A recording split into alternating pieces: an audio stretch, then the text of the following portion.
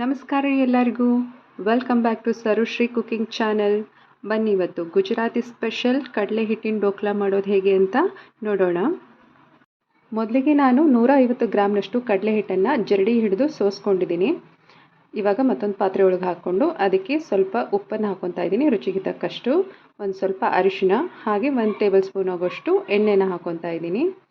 ಇದಕ್ಕೆ ಬೇಕಿದ್ರೆ ಸಕ್ಕರೆ ಕೂಡ ಹಾಕ್ಕೋಬೋದು, ಒಂದು ಅರ್ಧ ಟೇಬಲ್ ಸ್ಪೂನು. ನಾನಿಲ್ಲಿ ಹಾಕ್ತಾ ಇಲ್ಲ. ಈಗ ನಾನು ಒಂದು ಸ್ವಲ್ಪ ನೀರು ಹಾಕ್ಕೊಂಡು ಚೆನ್ನಾಗಿ ಗಂಟುಗಳಿಲ್ಲದೆ ಕಲಿಸ್ಕೊತಾ ಇದ್ದೀನಿ. ಈ ಬ್ಯಾಟರ್ನ ಗಂಟುಗಳಿಲ್ಲದೇ ಕಲಿಸ್ಕೋಬೇಕಾಗ್ತದೆ.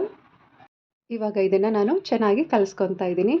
ಯಾರೆಲ್ಲ ನನ್ನ ಚಾನಲನ್ನು ಸಬ್ಸ್ಕ್ರೈಬ್ ಮಾಡ್ಕೊಳ್ಳದೆ ನೋಡ್ತಾ ಇದ್ದೀರಾ, ಪ್ಲೀಸ್ ಸಬ್ಸ್ಕ್ರೈಬ್ ಮಾಡ್ಕೊಳ್ರಿ. ಹಾಗೆ ಪಕ್ಕದಲ್ಲಿ ಕಾಣೋ ಬೆಲ್ ಬಟನನ್ನು ಕ್ಲಿಕ್ ಮಾಡಿರಿ. ಈಗ ನಾನು ಇನೋ ಪೌಡರನ್ನು ಈ ಬ್ಯಾಟರ್ಗೆ ಸೇರಿಸ್ಕೊತಾ ಇದ್ದೀನಿ. ಇನೋ ಪೌಡರ್ ಹಾಕೋದ್ರಿಂದ ಕಡಲೆ ಹಿಟ್ಟಿನ ಡೋಕ್ಲಾ ತುಂಬಾ ಚೆನ್ನಾಗಿ ಬರುತ್ತೆ. ಹಿಟ್ಟು ಕಲಿಸ್ತಾ ಹಗುರವಾಗುತ್ತೆ, ಹಾಗೆ ಈ ಡೋಕ್ಲಾ ತುಂಬಾ ಸಾಫ್ಟಾಗಿ ಬರುತ್ತೆ. ಇದಕ್ಕೊಂದು ಸ್ವಲ್ಪ ನೀರು ಹಾಕ್ಕೊಂಡು ಚೆನ್ನಾಗಿ ಇದನ್ನು ಮಿಕ್ಸ್ ಮಾಡ್ಕೋಬೇಕಾಗ್ತದೆ. ಹಿಟ್ಟಿನ ಕ್ವಾಂಟಿಟಿ ಸ್ವಲ್ಪ ಜಾಸ್ತಿ ಆಗುತ್ತೆ ಇದು ಕಲಿಸಿದಾಗ. ನೋಡಿ, ಈ ಥರ ಆಗುತ್ತೆ. ಇದು ಕಲಸಿದಾದ್ಮೇಲೆ ಒಂದು ಸ್ಟೀಲ್ ಪಾತ್ರೆ ಒಳಗೆ ಈ ಹಿಟ್ಟನ್ನು ನಾವು ಹಾಕೋಬೇಕಾಗ್ತದೆ. ಅದಕ್ಕಿಂತ ಮುಂಚೆ ಒಂದು ಸ್ವಲ್ಪ ಎಣ್ಣೆನ ಈ ಪಾತ್ರೆ ಒಳಗೆ ಹಚ್ಕೋಬೇಕಾಗ್ತದೆ, ಅಂದರೆ ಹಿಟ್ಟು ಜಾಸ್ತಿ ಅಂಟ್ಕೊಳ್ಳಲ್ಲ ಅಂತ. ಸೊ ನೋಡಿ, ಈ ಥರ ಹಚ್ಕೋಬೇಕು. ಬೇಕಿಂಗ್ ಟ್ರೈ ಇದ್ರೂ ಕೂಡ ಯೂಸ್ ಮಾಡ್ಕೋಬೋದು. ಸೊ ಇಲ್ಲಿಲ್ಲ, ಹಾಗಾಗಿ ನಾನು ಸ್ಟೀಲ್ ಪಾತ್ರೆ ಒಳಗೆ ಹಾಕ್ಕೊತಾ ಇದ್ದೀನಿ. ನೋಡಿ, ಈ ಥರ ಹಿಟ್ಟನ್ನು ಅಷ್ಟು ಕೂಡ ಇದ್ರೊಳಗೆ ಹಾಕ್ಕೋಬೇಕು.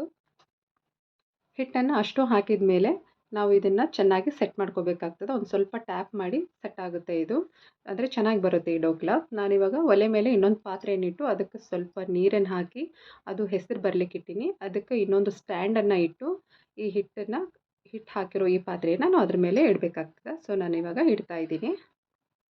ಇದ್ರ ಮೇಲೆ ಒಂದು ತಟ್ಟೆಯನ್ನು ಮುಚ್ಚಿ ಒಂದು 10 ನಿಮಿಷ ಇದು ಬೇಕಾಗಲಿಕ್ಕೆ ಬಿಡೋಣ. ಮತ್ತು ಇದು ಸೈಡಿಗೆ ಒಗ್ಗರಣೆ ಹಾಕೋಬೇಕಾಗ್ತದೆ. ಮತ್ತೊಂದು ಪಾತ್ರೆ ಒಳಗೆ ನಾನೊಂದು ಸ್ವಲ್ಪ ಎಣ್ಣೆನ ಹಾಕ್ಕೊಂಡಿದ್ದೀನಿ, ಹಾಗೆ ಒಂದು ಸ್ವಲ್ಪ ಸಾಸಿವೆ, ಒಂದು ಸ್ವಲ್ಪ ಕರಿಬೇವನ್ನು ಹಾಕ್ಕೊತಾ ಇದ್ದೀನಿ, ಹಾಗೆ ಒಂದು 4ರಿಂದ 5 ಹಸಿಮೆಣ್ಸಿನ್ಕಾಯಿನ ಕಟ್ ಮಾಡಿ ಇದಕ್ಕೆ ಹಾಕ್ಕೊತಾ ಇದ್ದೀನಿ. ಸೊ ಇದನ್ನು ಚೆನ್ನಾಗಿ ಫ್ರೈ ಮಾಡಿದ ಮೇಲೆ 1 ಗ್ಲಾಸ್ ಆಗುವಷ್ಟು ನೀರನ್ನು ಸೇರಿಸ್ಕೊತಾ ಇದ್ದೀನಿ ನಾನು. ನೀರು ಹಾಕೋಬೇಕಾದ್ರೆ ಹುಷಾರು, ಸ್ವಲ್ಪ ಸಿಡಿಯುತ್ತೆ, ಎಣ್ಣೆ ಕಾದಿರುತ್ತಲ್ವಾ. ಸೊ ಇವಾಗ ನೀಟಾಗಿ ಮಿಕ್ಸ್ ಮಾಡಿಕೊಂಡು ನಾನಿವಾಗ ಸ್ಟವನ್ನು ಆಫ್ ಮಾಡ್ಕೊತಾ ಇದ್ದೀನಿ. ಇದಕ್ಕೆ ರುಚಿಗೆ ತಕ್ಕಷ್ಟು ಉಪ್ಪನ್ನು ಹಾಕ್ಕೊತಾ ಇದ್ದೀನಿ, ಹಾಗೆ ಒಂದು ಸ್ವಲ್ಪ ನಿಂಬೆ ರಸ ಕೂಡ ಇದಕ್ಕೆ ಹಾಕ್ಕೊತಾ ಇದ್ದೀನಿ.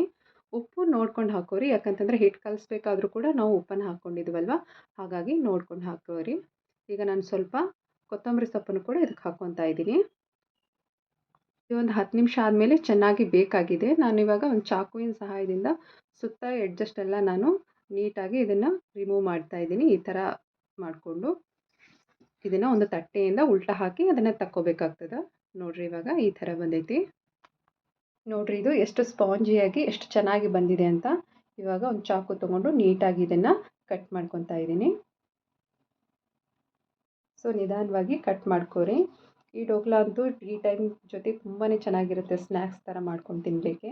ಹಾಗೆ ಬೇಗ ಕೂಡ ಮಾಡ್ಕೋಬೋದು, ಅಷ್ಟು ಚೆನ್ನಾಗಿ ಬರುತ್ತೆ ಈ ಡೋಕ್ಲಾ. ವಿಡಿಯೋ ನೋಡ್ತಾ ಲೈಕ್ ಮಾಡೋದನ್ನು ಮಾತ್ರ ಮರಿಬೇಡ್ರಿ. ನೋಡಿರಿ, ನಾನು ಇವಾಗ ಈ ಥರ ಕಟ್ ಮಾಡ್ಕೊಂಡಿದ್ದೀನಿ. ಮೊದಲೇ ಒಗ್ಗರಣೆ ಮಾಡಿಟ್ಕೊಂಡಿದ್ನಲ್ವ, ಅದನ್ನು ಇದ್ರ ಮೇಲೆ ಸ್ವಲ್ಪನೇ ಹಾಕ್ಕೊತಾ ಇದ್ದೀನಿ. ಈ ಒಗ್ಗರಣೆ ಹಾಕ್ಕೊಂಡಿರೋದು ಎಲ್ಲ ಸ್ಪಾಂಜ್ ಒಳಗೆಲ್ಲ ಹೀರ್ಕೊಂಡು ಒಳ್ಳೆ ಘಮ ಬರುತ್ತೆ. ತಿನ್ನಲಿಕ್ಕಂತೂ ತುಂಬಾ ಚೆನ್ನಾಗಿರುತ್ತೆ. ಈ ರೆಸಿಪಿನ ನೀವು ಕೂಡ ಟ್ರೈ ಮಾಡಿರಿ, ಹೇಗೆ ಬಂತು ಅಂತ ಕಾಮೆಂಟ್ ಮಾಡಿ ತಿಳಿಸಿ. ಇದೇ ಥರ ಇನ್ನೊಂದು ರೆಸಿಪಿಯೊಂದಿಗೆ ನೆಕ್ಸ್ಟ್ ವಿಡಿಯೋಲಿ ಮತ್ತೆ ಸಿಗೋಣ. Thank you for watching.